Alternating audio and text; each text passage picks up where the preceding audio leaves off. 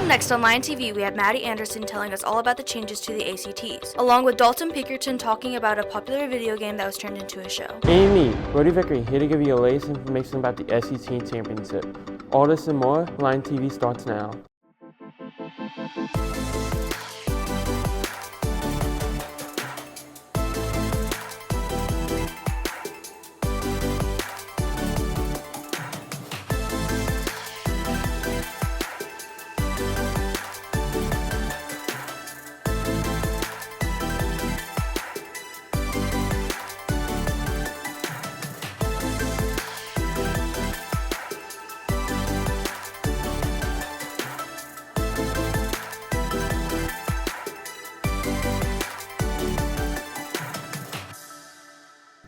Good morning, Sister High, and welcome back to Lion TV. I'm Bo Bramlett.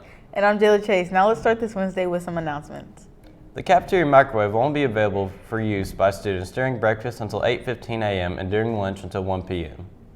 There will be a student-parent meeting for anyone interested in trying out for the next year's SHS Line Steppers dance team on Thursday, April 2nd at 5 p.m. in the SHS library. For more information, contact Ms. Hightower or Ms. Moe.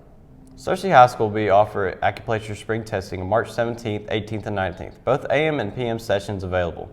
Interested students must bring $15 to the counselor's office before signing up. You can sign up in the counselor's office after payment is made. Students who have never taken the acupuncture are required to take all three sections of reading, math, and English. Students who have previously taken the test may sign up to retake only this section or sections if needed. Tryouts for the senior boys basketball are today from 3:30 to 5 p.m. This is for anyone who did not play on the basketball team this year. The sign-up sheet will be with Coach Wimberly in the East office. I heard the ACT was tough this year. We've got Maddie Anderson with some information on how students are taking the test differently this year. Every year, juniors get the opportunity to take the ACT for free. That causes some stress to the student body. Here we have some news and tips to ease the anxiety of students. The science is optional, and they've also built in the field testing questions, so those are part of the test and those questions don't count towards your score. It's always good to remember the basics when taking a test. Even refreshing on common grounds can be good. It means show your work formulas first. Show your work formulas first. My tips for the English test would be to know what answers are never correct, and that would be like knowing ITS apostrophe is never the answer. And another tip for English would be don't be afraid to put some no change in a row, because every so often they will put several no change in a row and then you'll change your answer, and so have some confidence in your answers on the English. Well, one thing we always do is to remind them to answer everything. So even if they're not sure or they're running out of time, answer all of the questions. That way you're going to get some points rather than no points on unanswered questions. I think that is a great tip to remind them that even though they may be struggling on a particular passage or section, that as long as they put something down, they're going to get some points and increase their score. Some parts of the ACT are optional. With this, students can shift their focus onto the parts that are required and that they struggle with. If I could tell the whole school something about the ACT, it would be don't take the writing section. They do charge extra for the writing. Very few schools in the U.S. require the writing section. It doesn't enhance your score. It's actually separate. Before, students struggled with managing their time, affecting their answer reasoning. Now, if you are worried about your score, there are always programs to help with this. There's 15 seconds left in a section. What time is it? Bubble time. So one other great aspect that the school offers is that in the summer, prior to junior year, Mrs. Elliott is offering an ACT boot camp. So it's a week-long camp where sophomores can start getting practice ahead of junior year to prepare better for the ACT. The ACT is an important part of the school year and can help those who really want to go to college. I hope these tips helped. Back to you guys at the news desk. Thanks, Maddie. Be sure to sign up next year. Arkansas State Police are investigating a case of a man being killed in an officer-involved shooting in Woodruff County on Sunday. ASB officials say deputies from the Woodruff County Sheriff's Office responded to a home in Augusta in the 100 block of White Drive to help the local officers with the disturbance. Authorities said during the incident, a deputy fired his weapon, killing 45-year-old Randy Ellie of Franklin. No law enforcement officers were injured in the shooting. A case file will be presented in the Woodruff County Prosecuting Attorney's Office to determine whether the use of lethal force was consistent with Arkansas law. The identification on gun used in fatal Old Dominion shooting was removed. Law enforcement officials say that the shooter who opened fire in classroom at Virginia's Old Dominion University on Thursday had a gun with an obliterated serial number. The attack is being investigated as an act of terrorism, and removed gun identification is complicating investigators' efforts to determine how a man with a previous felony conviction was able to obtain a firearm. The investigators will have to try to resurface the number in order to trace the gun, according to an official who spoke to the Associated Press under a condition of anonymity due to lack of authorization to discuss the ongoing investigation. The FBI identified the shooter as Mohammed Baylor Jalloh, a former Army National Guard member who pleaded guilty in 2016 to attempting to aid the Islamic State extremist group. Since the war began February 28th, following a major U.S. and Israeli strike in Iran, drone and missile attacks have targeted American interests in Iraq, including military bases in the Baghdad and Erbil airports and U.S. diplomatic facilities. Iran and its allied Iraqi militias also have struck oil fields and energy infrastructure to escalate the economic toll. Unlike other Middle Eastern states touched by the war, Iraq hosts both entrenched Iran allied forces and significant U.S. interests. Its economy depends overwhelmingly on oil, so disruptions to the production or exports to the Strait of Hormuz could sharply cut government revenue, just as political transitions grips in Baghdad. The weather just can't make up its mind lately. We've got Elias Griffin with this week's weather updates. Good morning, CCI. I'm Elias Griffin with all your weekly weather updates. Today is going to be mostly sunny skies with a high of 68. Rain at a 0% chance, winds southwest 12 miles per hour, humidity at 41%, and your sun rose at 7:13 a.m. On to tonight.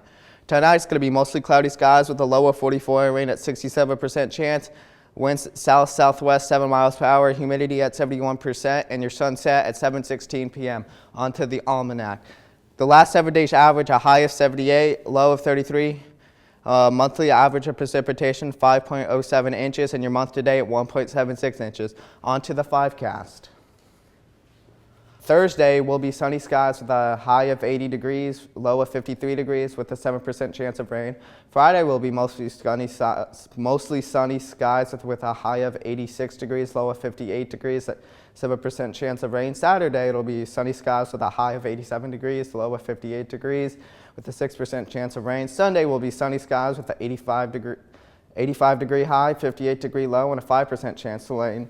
And on Monday, it's going to be partly cloudy skies with a 74 degree high, 53 degree low, and a 3% chance of rain. It's finally warming up out there, Cersei. Now back to you at the news desk. All this weather talk is making me hungry. Do you know what's for lunch today, Bo? I do. Today for lunch we'll be having Dutch chicken pot pie, classic pepperoni pizza, fajita marinated chicken, spicy chicken sandwich, cheese fun lunch, fresh whole fruit, and milk. Sounds delicious. Remember to always thank our lunch ladies for all their hard work. There have been a lot of shows and movies that have been based on video games. Dalton Pinkerton is here with some more information on a new show based on a popular game. Fallout is a show while also being a game that has people venturing out into the radiated wasteland looking for answers. So we talked to two kids here at SHS that really enjoyed the games and the show. My favorite character is Maximus. It's the fact that he starts off as like a rookie who doesn't know anything and becomes eventually like really good at what he does. My favorite character is probably the Ghoul. He's a boss. He knows that. He wants to make sure everyone else knows that. I like his whole origin story. It's new. It's different. Fallout characters such as Maximus and the Ghoul have some interesting backstories, making these characters unique. The show characters have so much thought put into them, while also relating to the characters in the games. I think I would definitely choose to go in the wasteland because I think staying in it wouldn't be too much better based on what everything has happened in Volts. I'll probably stay out in the wasteland. I feel like it'd take me a while to get out the vault, but I feel like once I see a town or other people, I feel like I'll come to like it. Wasteland is a barren land with deserted towns, raiders, and other radioactive and crazy creatures. However, the vaults are dangerous because they have different experiments going on, and the wasteland would have something different. I I feel like it was like the livestock, like the double-headed cows. Probably the death claw, because I like a lot of the monsters in there, and I feel like I see a lot of that. It's more like the people's always seen, more than them shooting each other. I like the whole big cockroaches thing, the radiation, making monsters and stuff. So. With all the different items in the show and games, like Pit Boy or the mutated livestock that were put into the show, some items or creatures didn't make it or weren't in the show yet. Some fans were disappointed. The viewers still loved the show even though they were disappointed. They still enjoyed everything else. Yeah.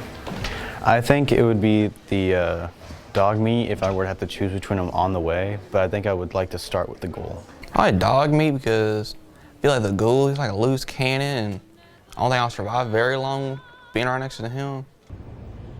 You coming? I can't wait for more episodes to come out so I can watch more. Now back to you at the news desk. Thanks, Dalton. That sounds pretty interesting. I'll have to check it out. Razorback basketball had some incredible victories over the weekend. Let's send it over to Brody Vickery for some more information on recent sports events.